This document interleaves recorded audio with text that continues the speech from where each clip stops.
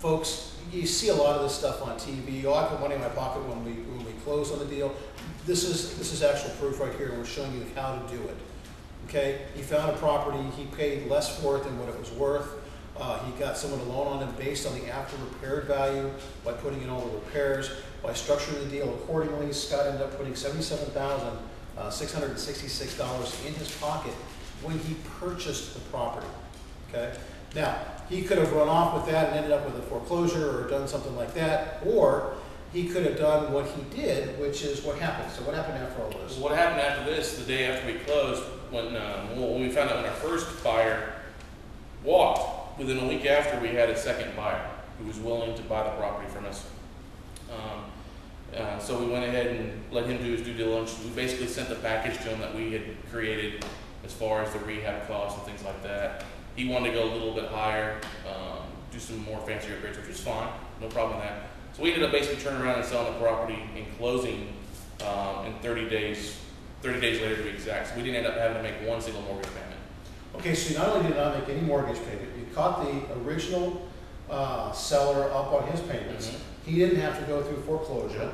He got $10,000 to walk away from a property that was already in foreclosure. Correct. Which is pretty much what the full value of his house was. Mm-hmm. Because you live in an area where you can add value by adding square footage, that was the plan. The after repair value was $600. Mm-hmm. You then sold the property to another investor. Right, basically you just marked it up. Exactly. Right, and you marked up the contract a little bit, and you marked it up basically $40,000. Right. So the other investor comes in, he buys the property, he still gets the lion's share of the profit. The 77 that you got originally, or 78 almost. Right. The second HUD shows you coming to the table. And by the way, a HUD is a settlement statement from a title company, and you'll see this on the website as well. And this settlement statement is it's a HUD 1 form. It's the Department of Housing and Urban Development. It's the form that we use when we close and settle on properties. Title companies and attorneys use this. On this particular one, on the seller side, when Scott bought the property and then flipped it 30 days later, Scott had to come to the table with $38,000. But remember, he put 77 and change back in his pocket when he first bought the property.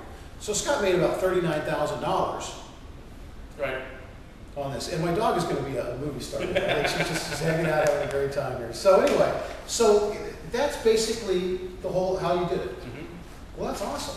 Yeah. Congratulations. And I've done, since this time frame, I've done 3 other deals almost exactly like this. Really? Mm-hmm. That's cool. And again, you don't have any background whatsoever. Don't have any background. Parents owned a hardware store when I was growing up.